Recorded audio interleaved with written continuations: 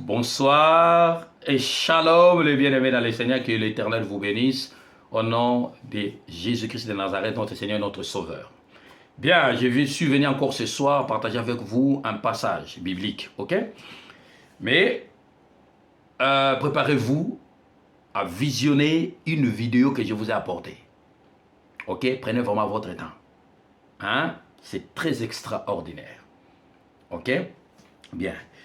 Nous allons d'abord lire ce passage et après je dirai encore un petit mot. Ok?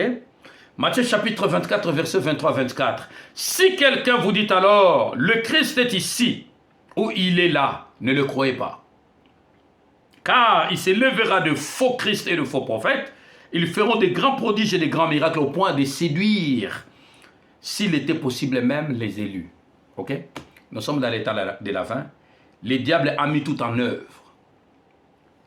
Il est expert en falsification. Il prend ce qui est à Dieu, lui il falsifie ça. D'ailleurs, la Bible nous dit, il se déguise en ange à lumière. Donc c'est clair. Je ne suis pas là pour juger, hein? Rien du tout. Mais mes frères, je vais vous laisser regarder cette vidéo. Ok? Vous allez comprendre quelle heure est-il.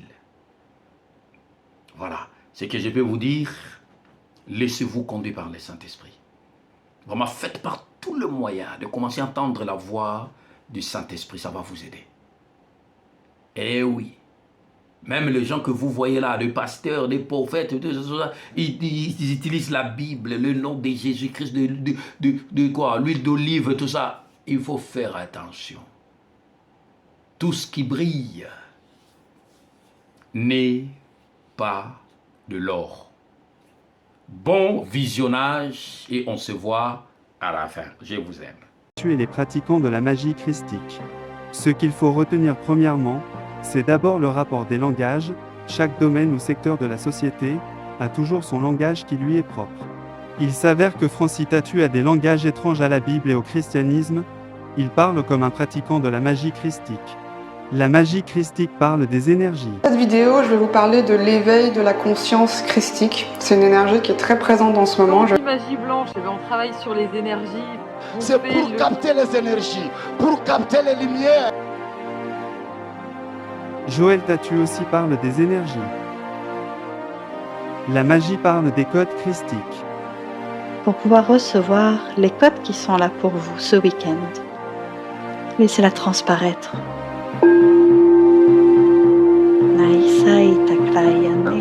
Entre autres, c'est pour une activation des codes christiques de votre féminin sacré.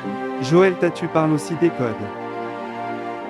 C'est quand on voit une réalité comme le parfum au ciel, et on voit cette même réalité sur la terre. Attention, attention, attention. Quand on utilise le parfum, les aromates ou même l'encens, attention, même si on n'a rien fait, on prédispose l'environnement déjà à recevoir. Pour pouvoir recevoir les codes qui sont là pour vous. À recevoir qu'on applique des codes et des rituels à vivre les réalités de cette vertu. On active la loi de la bipolarité. Automatiquement, les réalités invisibles, les esprits, les atmosphères autour de cette réalité qu'il y a au ciel viennent sur la terre si on sait activer les codes. Les esprits sont déjà autour en train d'attendre ceux qui connaissent et sont initiés. Lorsqu'ils font ce qui doit être fait, ils activent directement ce qui se passe là-bas. Où est-ce que Jésus a parlé des codes dans la Bible? Ils vont être obligés d'accepter la spiritualité christique. Dans ce numéro, nous allons révéler la face cachée de la doctrine de Joël Francis Tatu, la spiritualité christique. En commençant par la définition du terme christique, selon le dictionnaire, c'est ce qui concerne Jésus-Christ et son enseignement. Le terme christique a été utilisé pour la première fois en 1800, et c'est au cours des années 1933 que son usage va commencer à se propager. Toutefois, il faut souligner que ce terme est vraiment moins connu des plusieurs chrétiens, mais ce qui est étrange, c'est qu'il est beaucoup utilisé par les non-chrétiens. Vous pouvez vous poser la question de savoir pourquoi ce sont les non-chrétiens qui l'utilisent le plus. Eh bien, c'est parce qu'il ne s'agit pas de Jésus-Christ de Nazareth, mais plutôt d'un autre Christ. Rappelez-vous que le Seigneur avait prédit qu'il y aurait des faux Christ. Et puisqu'il s'agit d'un autre Christ en dehors de Jésus notre Sauveur, il est donc question de la magie christique. Il y a quelques citations populaires où le terme christique a été utilisé, et parmi ces citations, il semblerait qu'Emmanuel Macron, l'actuel président français, aurait pratiqué la dimension christique. Une citation dit de lui: « Emmanuel Macron et son entourage usent des métaphores christiques. » Et il va lui-même dire: « Je ne cherche pas à être un prédicateur christique. » Ça veut dire que Macron ne renie ni ne revendique la dimension christique. La magie christique, autrement appelée éveil de la conscience christique, est une spiritualité pratiquée par un groupe des gens, en tant que principe universel, en dehors de toute religion. Dans cette vidéo, je vais vous parler de l'éveil de la conscience christique. C'est une énergie qui est très présente en ce moment, je vais vous expliquer aussi pourquoi. Et avant toute chose, j'aimerais juste préciser que je parle de la conscience christique en tant que principe universel. Donc vraiment en dehors de tout dogme ou de toute croyance religieuse, la conscience christique c'est vraiment une conscience qui est universelle. Beaucoup d'entre vous sont porteurs de l'énergie du Christ, de l'énergie christique. Cela n'a rien à voir avec la religion. Cela a à voir avec l'ouverture du cœur. Cette spiritualité est centrée sur les énergies et lumières christiques. Chers internautes, nous ne pouvons pas parler de cette spiritualité sans parler d'un certain John-Edvard Rang, de son vrai nom Serge Marjollet. Ce dernier est un écrivain français et aussi enseignant de Siddha Yoga et de spiritualité. Il est l'auteur du livre intitulé « La magie christique, la toute-puissance du Père en action ». En 1986, il rencontre Guru Mei lors d'un séminaire de Siddha Yoga à Rome, et il dit avoir une expérience spirituelle à cette occasion. Il ressentait la montée et l'explosion interne soudaine, qu'il identifiera par la suite comme la montée de la Kundalini. Par après, il approfondit ses recherches et étudie les livres de l'occultiste tchèque, Franz Bardon. Il a aussi écrit un livre intitulé « De la voie de Jésus à la voie du Tao ». John-Edvard va chercher à mettre un pont entre le christianisme, la haute spiritualité égyptienne et le taoïsme, en prenant les paroles de Jésus, les principes du Tao, et les enseignements secrets de l'Égypte, pour raisonner une harmonie avec des grandes énergies universelles. Serge est le premier mage en Europe à pratiquer la magie christique en public. Il a émerveillé et souvent bouleversé son auditoire par sa magie.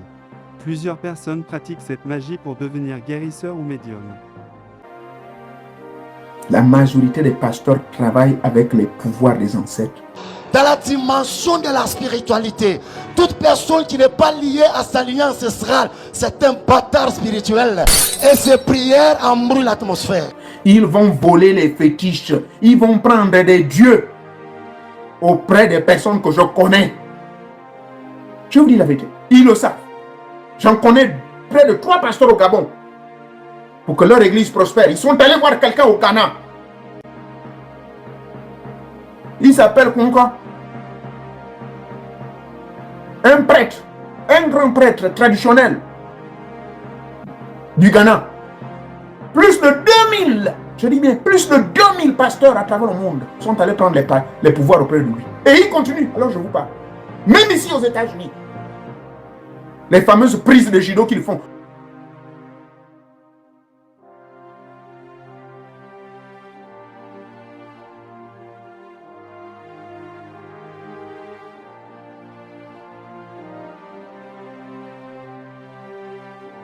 Depuis quand vous lisez les évangiles, depuis quand Jésus, nous sommes à l'ère du reste. Je vis normalement. Je suis catholique, ben voilà. Vous voyez, j'ai une chaîne que j'adore, que j'ai fait faire en Afrique, avec des diamants, parce que j'aime l'or et les diamants. Il faut qu'il s'habitue qu'un mage christique de l'ère du Verseau, un initié, est un homme comme un autre. C'est un homme naturel. Nous sommes à l'ère du Verseau. Nous sommes à l'ère du Christ. Bien-aimés, si vous avez bien suivi dès le début, où Joël Tatou disait que dans certaines spiritualités on y trouve le mot Christ, ainsi a parlé le spiritualiste et magicien de la Rose-Croix, citant notamment la Rose-Croix, la Gnose, l'orthodoxe et l'Église catholique. Toutes ces religions enseignent sur comment atteindre l'état christique, alors posez-vous cette question. Si un adepte de la Rose-Croix, de Bouddha, de l'orthodoxe, ou encore catholique peut atteindre l'état christique, s'agit-il du véritable Christ de la Bible? Non, je ne crois pas. Le Seigneur avait prédit la venue des faux Christ avant son retour. L'esprit de l'Antéchrist est déjà en œuvre. L'apôtre Paul n'a jamais eu à prétendre d'être Christ, mais plutôt son imitateur, et il nous demande également de faire comme lui. Mais Joël Tatou demande à ses fidèles de devenir Christ, parlant le même langage que l'adepte de la Rose-Croix, et non pas selon les disciples du Seigneur. L'Évangile ne dit pas que nous sommes des Christ, mais plutôt en Christ. Joël Tatou reconnaît l'ère du Verseau d'après l'astrologie, disant que c'est la vérité, c'est l'ère où tout est dévoilé.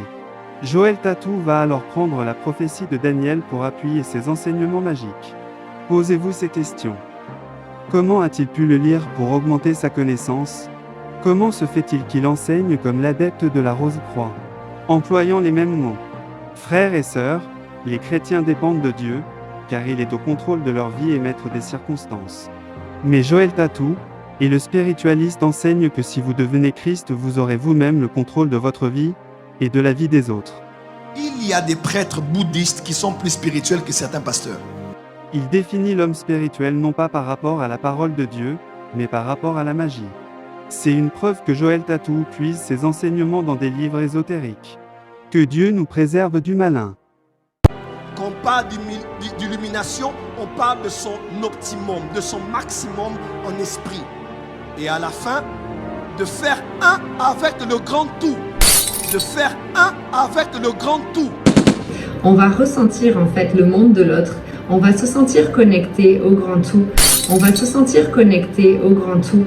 On va ressentir nos guides, notre conscience supérieure et les aspects spirituels de la vie. Donc l'initiation, c'est la transmission de la connaissance qui te permet de prendre connaissance de tes pouvoirs magiques. Donc voilà pourquoi dans l'initiation, précède d'abord la magie. Avant la magie, il faut que l'individu soit initié. Donc l'initiation va lui permettre de prendre conscience de son rapport avec le tout ou l'invisible. Le tout ou l'invisible. De faire un avec le grand tout. De faire un avec la dimension christique. De la dimension Christ, un état d'esprit. Je répète parce que c'est la chose la plus importante. Christ, ce n'est pas une personne, un état d'esprit. Christ n'est pas uniquement une personne. Christ n'est pas uniquement Christ de Jésus, de Mashiach, le oint et son onction. Christ est aussi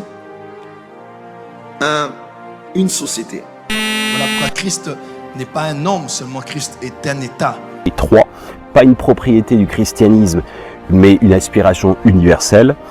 Et avant toute chose, j'aimerais juste préciser que je parle de la conscience christique en tant que principe universel, donc vraiment en dehors de tout dogme ou de toute croyance religieuse.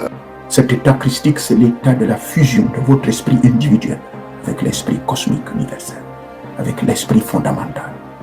4, les bases essentielles des messages christiques, donc on verra les 12 piliers selon moi, et ensuite 8 informations, donc on va avoir 20 points essentiels du message christique dans l'absolu universel. 5, l'enseignement reçu par Jésus le Nazaréen, j'ai bien dit Jésus le Nazaréen. On était sur la partie où je parlais du livre bleu, écrit par M. Moriasson, et vous lirez à partir de la page, si je ne me trompe pas, de la page 143 à la page 144, on va vous parler du phénomène du transfert et du pouvoir christique. Comment on a pris l'exemple de ce Jésus qui fut le dernier à avoir reçu cette énergie, avoir reçu cette énergie, avoir reçu cette énergie.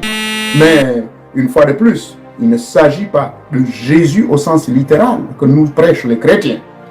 C'est pour cela que vous verrez que l'église orthodoxe qui est pratiquée par les juifs, qui est pratiquée par les grecs, qui est pratiquée par les éthiopiens, cette église-là ne vous parlera pas de Jésus de Nazareth ou des histoires que les chrétiens la font. Non. C'est-à-dire, ça vous parle du Christ original. Mais le Christ en question, connaissant déjà l'explication de ce que c'est, ça n'a rien à voir avec le Jésus de Nazareth, qui n'existait pas d'ailleurs. Parce que Nazareth, je le répète, ce n'était qu'une secte. Ça s'appelle la secte naziréenne. Où tu contrôles les circonstances de la vie. Vous êtes au contrôle non seulement de vous-même, mais vous êtes au contrôle des autres, mais de manière positive. Nous sommes à l'ère du Verseau. C'est une manière de dire que nous sommes à l'ère du Verseau. L'ère du Verseau. Il est intéressant d'observer l'évolution du monde sous l'angle de l'astrologie. L'univers est traversé par de puissants courants énergétiques. Il vit, il bouge, il se transforme. Des planètes se déplacent, d'autres apparaissent. Tous ces mouvements ont une influence sur l'évolution de nos sociétés. D'après l'astrologie traditionnelle, nous sommes en train de quitter l'ère des poissons pour entrer progressivement dans l'ère du Verseau. Cette transition qui se dessine n'est pas sans entraîner des changements profonds à tous les niveaux. Nous sommes à l'ère du retour du Christ. Qu'est-ce que ça veut dire? Le retour du Christ. Le retour du Christ, justement, veut dire, c'est le retour de l'homme. C'est le retour où Dieu va finalement réveiller les esprits de tout le monde. C'est le retour à la source. C'est l'ère de l'éveil des esprits. Beaucoup de gens auront soif. Beaucoup de gens vont s'éveiller spirituellement. Floraison des connaissances. Floraison des connaissances. C'est une manière de dire que nous sommes à l'ère du Verseau pour eux, mais spirituellement c'est la vérité. Mais spirituellement c'est la vérité, c'est l'heure où tout est dévoilé. Parce que je crois que nous sommes à la période de l'accomplissement de la prophétie de Daniel. Daniel 12 verset 4. Daniel tient secret de ses paroles et scelle le livre jusqu'au temps de la fin. Plusieurs le liront et la connaissance augmentera. C'est l'heure où tout est dévoilé. Floraison des connaissances. Mais seulement, ils n'arrivent pas encore à maîtriser les visions. Pour certains. Mais malheureusement, ils se greffent à des religions. Il y a des gens qui sont prophètes mais qui n'appartiennent pas à des religions. Je vous l'ai dit, moi je fais des visions. Je fais des prédictions. Mais je ne suis pas un prophète, moi. Au sens religieux du terme. Perfection. C'est l'état christique. Ça fait partie du troisième degré. Perfection. Je sors en vampire, comme on le dit en Afrique. C'est-à-dire, je bilogue. Ah, vous sortez vous également? Je sors beaucoup. Je sors tout le temps. Et quand je voyage dans l'espace et le temps, je me retrouve dans d'autres planètes pour amener certaines informations que je ne suis pas obligé de partager avec vous. Mais que je compile dans mon livre. Et je n'en parlerai jamais au public. C'est parce que j'ai réalisé que dans le ministère, les dons sont limités. Mais l'esprit peut aller en Guyane, peut aller en Côte d'Ivoire, peut aller dans les séjours de mort. Je peux aller voir là où ton papa est mort et je peux aller au ciel. Je vous avais dit la dernière fois, j'ai été à Vénus 4. Vénus 4, ça existe, une planète. Il y a ça qu'on nous apprend. C'est ce que la bonne sagesse nous enseigne. D'accord? Donc, pour conclure, qui est le Christ? Vous pouvez être le Christ. Au Gabon, au Nigeria, au Congo, la majorité des pasteurs travaillent avec les... Bien, vous avez vu vous-même, c'est pas moi, vous avez vu vous-même. Dans vos assemblées, on vous apprend même à répéter abracadabra. Ça, c'est formule magique, ça. Ok? Regardez, je vais vous donner un truc. Hein? Vous regardez dans l'album de musicien de la République démocratique du Congo, Koffi Olomide. Vous regardez abracadabra. Vous regardez seulement ça. Vous allez voir les clips. Ils portent un masque. Et regardez sur ces masques-là, c'est écrit 666. Regardez vous-même. Et vous répétez ça au milieu des rachetés du Seigneur. Dans l'église, on vous dit de répéter abracadabra. Et vous répétez aussi. Il faut faire attention. Nous sommes dans les temps de la fin, mes frères et sœurs, dans le Seigneur. Faites attention.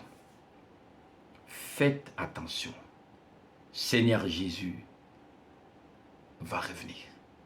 Il y a déjà des signes qui montrent que Seigneur Jésus est impatient. Il va enlever son église. Donc des vrais chrétiens.